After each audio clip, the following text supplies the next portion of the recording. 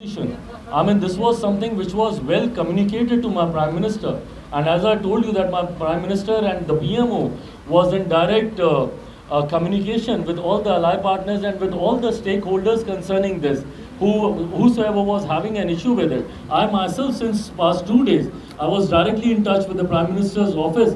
Regularly, I was communicating with him.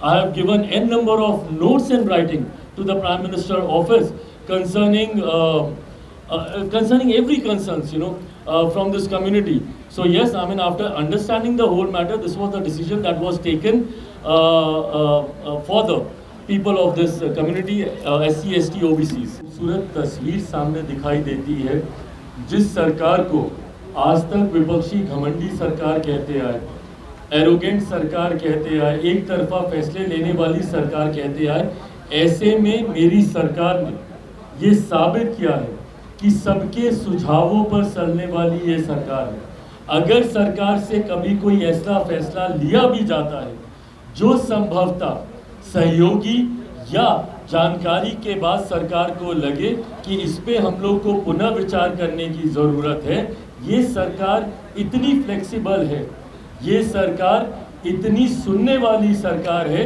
कि सुनकर जो सही फैसला होता है वो फैसला ये सरकार लेती है। मुझे लगता है हर सरकार की कार्यशैली ऐसी ही होनी चाहिए, जहां पर अगर फैसला लेने के बाद भी आपको कहीं पे लगे कि समाज के हित में इससे बेहतर फैसला लिया जा सकता है या इस फैसले को रिव्यू करने की ज़रूरत है, तो बिना एडमेंट हुए, बिना उस बात को अपनी नाक का सवाल बनाए हुए सरकार, जो सरकारें उस पर पुनः विचार करने को तैयार होती हैं, सही मायनों में वही सरकार जनता के हित में कार्य करती है। के साथ साझा करना चाहता हूं, जिसके लिए हमारे सांसद आदरणीय अरुण भारती जी ने जो जानकारी के लिए आप लोगों के साथ ये प्रेस वार्ता भी बुलाई थी, मैं तो बीच में ऐसे ही आ गया। अभी थोड़ी देर पहले मुस्लिम वर्ग से आने वाले अलग अलग संगठनों के रिप्रेजेंटेटिव्स के साथ हम लोग की एक बड़ी बैठक हुई, बड़ी मुलाकात हुई, उसकी भी जानकारी आपके समक्ष अभी थोड़ी देर में ही पूरी विस्तार से साझा कर दी जाएगी। अलग अलग संगठन के लोग, उनके प्रतिनिधि इस बैठक में शामिल हुए। वक्फ बोर्ड का मामला आप सबके संज्ञान में है।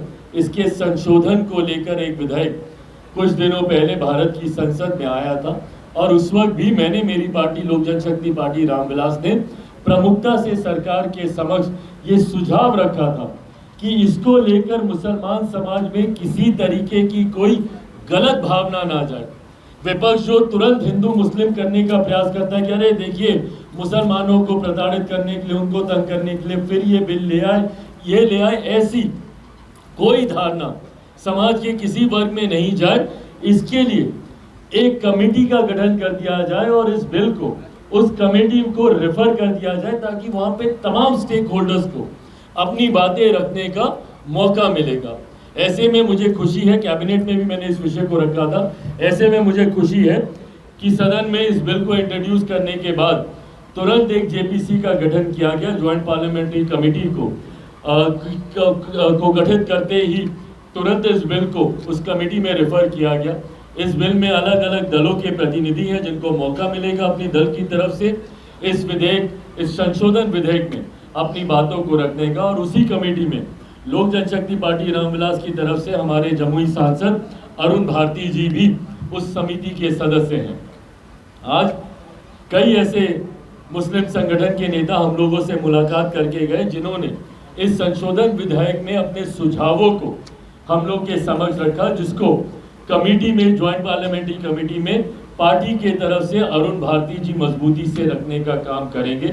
उन्होंने कई बिंदुओं पर अपनी चिंताएं भी दर्ज की, कई बिंदुओं पर उन्होंने अपने सुझाव उन्होंने रखने का काम किया, कई बिंदुओं पर उन लोग को क्लैरिफिकेशन चाहिए था कि क्या ये बिल इस बारे में ऐसा सोचता है या इसमें इस शब्द का जिक्र किया गया है, इसकी परिभाषा क्या है। ये तमाम विस्तार से लंबी हम लोग की चर्चा हुई, बैठक हुई। आने वाले दिनों में ज्वाइंट पार्लियामेंट्री कमेटी में ये जो सुझाव हम लोग के पास आए हैं इसको तो हम लोग रखेंगे ही, पर ये प्रदेश स्तर पर हुई एक बैठक थी। वक्फ बोर्ड को लेकर जो संशोधन विधेयक आया है वो देश भर में लागू होगा। ऐसे में आने वाले दिनों में राष्ट्रीय स्तर पर भी पार्टी के द्वारा अलग अलग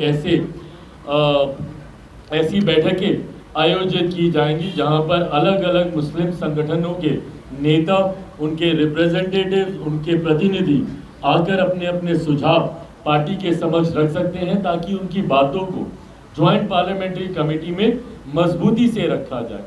सरकार की भी सोच सुधार को लेकर है और समाज के इस वर्ग की सोच, मुसलमान वर्ग की भी सोच इसकी बेहतरी को लेकर ही। ऐसे में सरकार की सोच और मुसलमान वर्ग दोनों एक साथ मिलकर कैसे आगे चल सके, उसका माध्यम लोक जनशक्ति पार्टी रामविलास बनने का कार्य करेगी। हम लोगों के माध्यम से अगर उनकी कोई चिंताएं हैं, उनकी कोई परेशानियां हैं या उनका कोई आक्रोश भी है, उसको भी सरकार के समक्ष रखने का माध्यम लोक जनशक्ति पार्टी रामविलास आने वाले दिनों में भी करेगी। इसको लेकर आज हम लोगों ने एक बड़ी बैठक रखी है, उसमें कई सुझाव आए हैं। उन सुझाव को भी अगली जेपीसी की बैठक कौन सी तारीख को, 22 अगस्त को पहली बैठक ज्वाइंट पार्लियामेंट्री कमेटी की इस विधायक संशोधन विधायक को लेकर होगी, जहां पे इन तमाम सुझावों को मद्देनजर रखते हुए वहां पर पार्टी की तरफ से भी हम लोग अपना पक्ष रखने का काम करेंगे। अंत में बस इतना ही कहूँगा कि समाज का कोई भी वर्ग हो, अनुसूचित जाति हो, अनुसूचित जनजाति हो, पिछड़ा वर्ग हो, अति पिछड़ा वर्ग हो, मुसलमान वर्ग हो, अल्पसंख्यक समाज से आने वाले किसी भी धर्म के लोग हो, मेरी सरकार और मेरे प्रधानमंत्री आदरणीय नरेंद्र मोदी जी जब सबका साथ, सबके विकास, सबके विश्वास की बात करते हैं, तो सही मायनों में वो सबके सुझावों को साथ लेकर आगे बढ़ने का काम करते हैं। और ये तमाम फैसले जो लिए जा रहे हैं, जेपीसी की बात हो या आज उस नियुक्ति को रद्द करने की बात हो, मेरे प्रधानमंत्री जी ने इस बात को पुनः साबित किया है, इस बात को पुनः प्रमाणित किया है कि जब हम सबका साथ, सबके विकास की बात करते हैं, तो सही मायनों में देश का हर एक व्यक्ति 140 करोड़ जनसंख्या को साथ लेकर चलने का कार्य मेरी सरकार कर रही है। और इसके लिए मैं मेरे प्रधानमंत्री आदरणीय नरेंद्र मोदी जी का पुनः धन्यवाद देता हूँ। कोर्ट का भी जो एक आदेश आया था, उसमें ऑब्जर्वेशंस में क्रीमी लेयर के प्रावधानों का जिक्र किया गया था अनुसूचित जाति को लेकर, शेड्यूल कास्ट को लेकर। उसमें यह कहा गया था कि क्रीमी लेयर के प्रावधान इसमें बनाए जाने चाहिए। मैंने भी उसमें आपत्ति दर्ज की थी, मेरी पार्टी ने भी अपनी आपत्ति दर्ज की थी, क्योंकि जब आप अनुसूचित जाति की बात करते हैं, ये वो जातियां हैं जिनको भारत के संविधान में शेड्यूल किया गया है शेड्यूल कास्ट के तौर पर, जिनका आधार छुआछूत रहा है। अनुसूचित जाति वर्ग से आने वाले लोगों का आधार कभी भी शैक्षणिक नहीं रहा, आर्थिक नहीं रहा, वो सिर्फ और सिर्फ छुआछूत रहा है। ये वो जातियां हैं जिनको समय समय पर गांव से बाहर रखा जाता था, देखना पाप माना जाता था, छूना पाप माना जाता था। ये वो जातियां हैं जो छुआछूत का शिकार रही हैं। ऐसे में इन जातियों में क्रीमी लेयर के प्रावधानों की संभावना ही नहीं है, क्योंकि आज की तारीख में भी उदाहरण हम लोग के सामने है कि एक दलित युवक को घोड़ी पे चढ़ने से रोका जाता है, एक दलित परिवार को मंदिर में प्रवेश करने से रोका जाता है। और तो और हद तो तब हो जाती है जब हाल फिलहाल के दिनों में ही एक आईपीएस ऑफिसर सुरक्षा मांगता है अपनी बारात निकालने के लिए। तो आप कैसे इसमें क्रीमी लेयर बना सकते हैं? एक पूर्व मुख्यमंत्री रहते हुए जब मंदिर दर्शन के लिए जाते हैं तो उनके निकलने के बाद मंदिर को गंगा जल से धुलाया जाता है। आज की तारीख में भी ये भेदभाव के उदाहरण देखने को मिलते हैं। तो कैसे इसमें क्रीमी लेयर का प्रावधान हो सकता है? और इस बात को भी मैंने प्रमुखता से कैबिनेट मीटिंग में रखने का काम किया। और मुझे खुशी है कि प्रधानमंत्री जी ने भी तुरंत उसी कैबिनेट मीटिंग के बाद क्रीमी लेयर की जो संभावनाएं माननीय न्यायालय के द्वारा जताई गई थी, उस पर सरकार की तरफ से अपना रुख स्पष्ट करने का काम किया।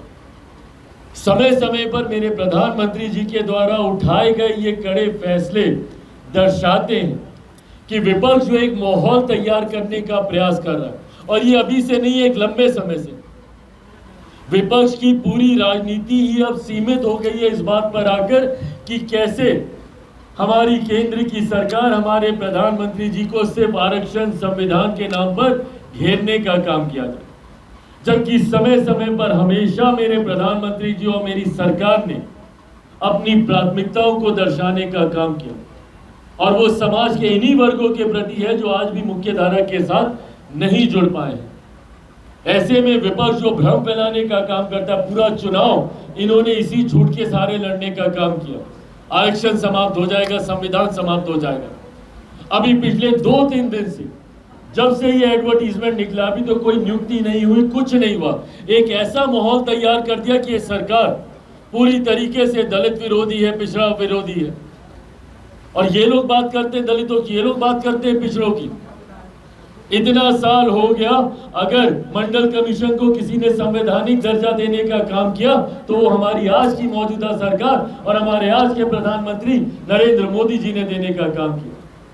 समय समय पर अनुसूचित जाति जनजाति के साथ जब जब अन्याय हुआ, एट्रोसिटी एक्ट का मामला हो या विभिन्न और मुद्दे हो, उस पे अगर किसी सरकार ने मजबूत कदम उठाने का काम किया तो हमारी आज की सरकार ने करने का काम किया। और जो लोग आज एक उंगली हम लोग पर उठाते हैं, अपने ऊपर उठी उंगलियों का जवाब देना। क्यों आपने ऐसी परंपराओं को शुरू किया? क्यों आपने डायरेक्ट नियुक्तियां शुरू कर इसके दरवाजे खोलने का काम किया? और जो लोग चिंता जताते हैं, आप लोगों ने अपने समय रहते हुए क्यों नहीं इस बात को सुनिश्चित किया? भाई, हम लोग की तो सरकार अभी 10 साल से चल रही है। वहां पर अगर कोई सेक्रेटरी जीएस के लेवल पर पहुंचेगा तो उसकी भी एक समय सीमा है। क्यों नहीं कांग्रेस ने अपनी सरकार के समय इन भर्तियों को पूरा किया था, आरक्षण के प्रावधानों को पूरा किया था, उसके अनुसार नियुक्तियां कराई थी? और कराई होती तो आज वो तमाम अधिकारी बड़े पदों पर पहुंचे होते। क्यों नहीं उस वक्त विपक्ष ने यह आपत्ति दर्ज कराई? दिक्कत यही है कि सेलेक्टिव क्रिटिसिज्म विपक्ष करेगा, अपने विषयों को छुपाएगा और दूसरों पर उंगली उठाएगा।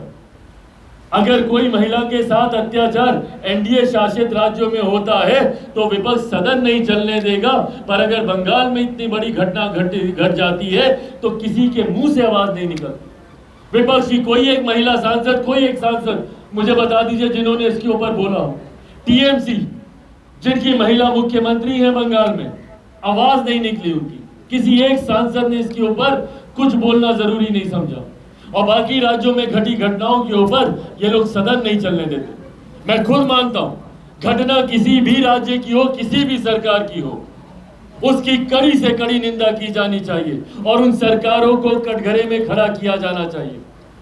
मैं तो हर सरकार के ऊपर सवाल खड़े करता हूं, मणिपुर की घटना हो या जहानाबाद की घटना हो, मुजफ्फरपुर की घटना हो, पर मैं बंगाल की घटना पे भी बोलता हूं।